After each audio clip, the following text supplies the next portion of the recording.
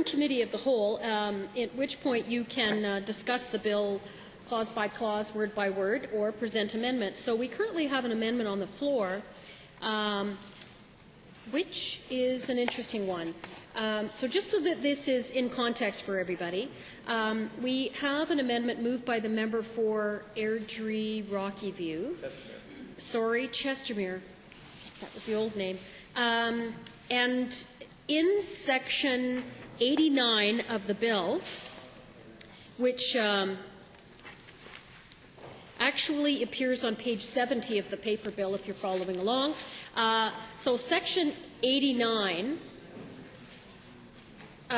which includes all the stuff about part 6.1, third-party advertising, it proposes that in the proposed section 44(1) sub, where am I? Yep, sub 1, sub G, that it strikes out subclause 4. So what the heck does that mean for anyone following along at home? Okay, so what we've got here is third-party advertising. 44.1 sub 1 starts giving a bunch of different definitions, which you always do, right? So everybody knows what they're talking about. So we've got, you know, A is advertising account, B is election advertising, and C blah, blah. Down to G, political advertising. And this, my friends, my colleagues, my dears, my wonders, this is the heart of it. This is the nub of it. So under subsection G, we have political advertising means advertising for which there normally is or would be a charge. And then there's subsections under that. So read carefully. Stay with me on this one. So then it gives the exceptions of where it wouldn't be considered a political advertising. And it includes publication without charge of news or an editorial comment, an interview, etc. Section 2 is the distribution of a book for which there's no commercial value or it's sold for less than commercial value. Sorry, not that there's no commercial value. It's sold for less or given for less than commercial value. 3 is the transmission of a document by a person, corporation, or group to its own members who have given permission to things to be sent around to them. In other words, email. And then, here's the good part. Section 4 is advertising by the government in any form. And this is the proposal that's put forward by the member for Airdrie Chestermere to be exorcised from this, is to take it out.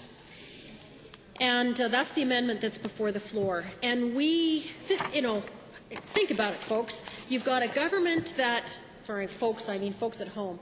You've got a government that's been in place for 40 years. It's developed something called the Public Affairs Bureau, which is its marketing arm, its sales arm. It controls everything. It writes all the speeches for people. It writes a good number of the questions that you hear asked by government members here in the House. Yeah, I'm getting no's from the other side, but wink, wink, nudge, nudge. Now, we know it's different. And they do all the media and press releases and that sort of thing. They're immensely powerful and all pervasive because members from the Public Affairs Bureau work for every single government department.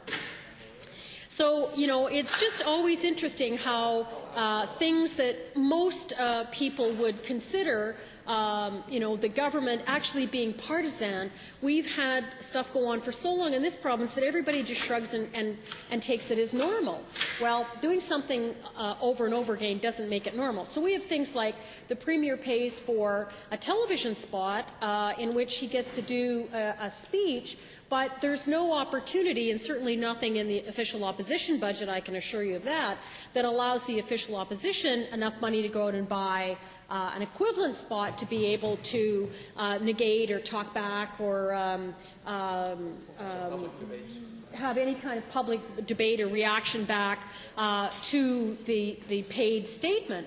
So anywhere else that would be regarded as absolutely off off the screen. But here in Alberta, it's accepted, and the public year after year pays hundreds of thousands of dollars for the Premier to go out and do a special statement that is not able to be countered by anyone else. And that's considered normal. So the idea that we would now have a government who during a provincial election can continue to do these kinds of things and advertise itself. And there's very little distinction in Alberta between the government and the political party of which its members come from.